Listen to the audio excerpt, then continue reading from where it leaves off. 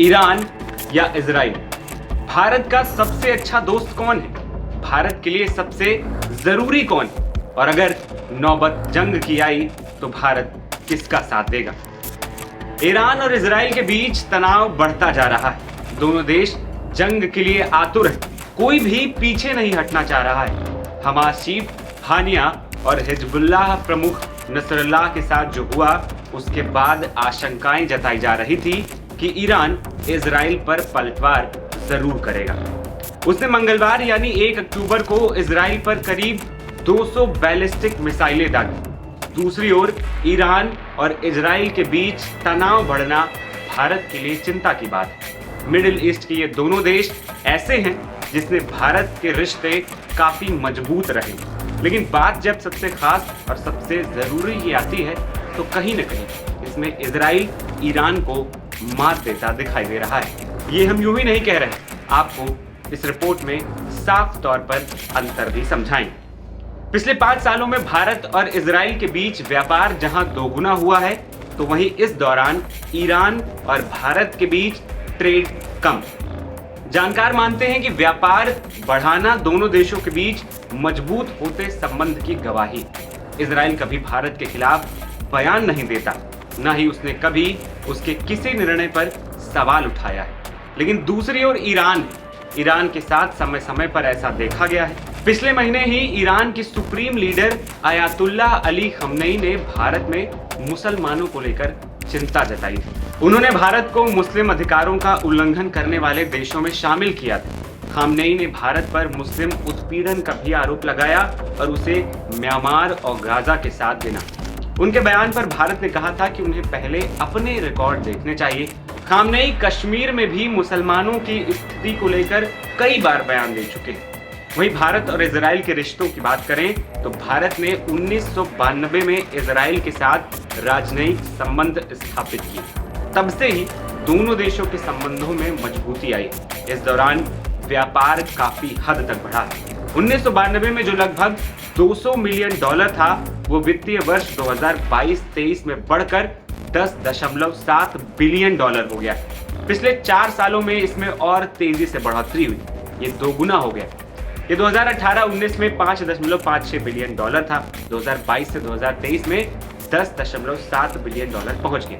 2021-22 और 2022-23 के बीच व्यापार में 36.90% की वृद्धि दर्ज की गई थी। वहीं विदेश मंत्रालय के मुताबिक भारत एशिया में इजराइल का दूसरा सबसे बड़ा व्यापारिक भागीदार है और विश्व स्तर पर 7वां सबसे बड़ा व्यापारिक भागीदार। इस समय इजराइल में करीब 18,000 भारतीय लोग भी रह रहे हैं। आपको बता दें कि नरेंद्र मोदी 2014 में केंद्र की सत्ता में आने के बाद 2017 में इजराइल के दौरे पर गए थे। इजराइल का दौरा करने वाले वो पहले भारतीय प्रधानमंत्री भी थे। वर्षों से इजराइल और भारत आतंकवाद विरोधी और रक्षा मुद्दों पर मिलकर काम कर रहे हैं और भारत यहूदी राज्य से हथियार खरीदता रहा है। इजराइल और भारत की मजबूत दोस्ती का अंदाजा आप इसी बात से लगा सकते हैं कि जब प्रधानमंत्री मोदी इजराइल गए थे, तब बेंजामिन नेतन्याहू ने उनका हाई लेवल रेड कारपेट से स्वागत किया था। पीएम मोदी दौरे पर जहां जहां गए थे, नेतन्याहू उनके साथ थे और ऐसा ट्रीटमेंट वो अमेरिकी राष्ट्रपति जैसे उच्च स्तरीय गेस्ट को देते। अब बात ईरान की भी कर लेते हैं।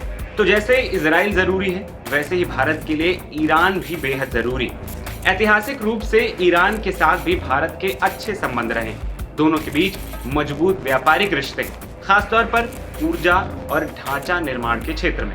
भारत ने हाल ही में ईरान में स्थित रणनीतिक रूप से बहुत ही महत्वपूर्ण चाबहार बंदरगाह का 10 साल के लिए संचालन अधिकार हासिल किया। इसके साथ ही भारतीय कंपनियां ईरान से सस्ता तेल भी खरीदती हैं। हालांकि इजराइल की तुलना में ईरान के साथ भारत का ट्रेड कम हुआ है। ईरान और इजराइल के बीच बढ़ते तनाव का असर कच्चे तेल पर सबसे ज्यादा पड़े।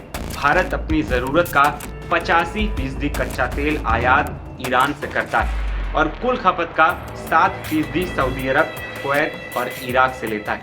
ऐसे में भारत के लिए ये जंग बहुत बड़ी चुनौती बन सकती है।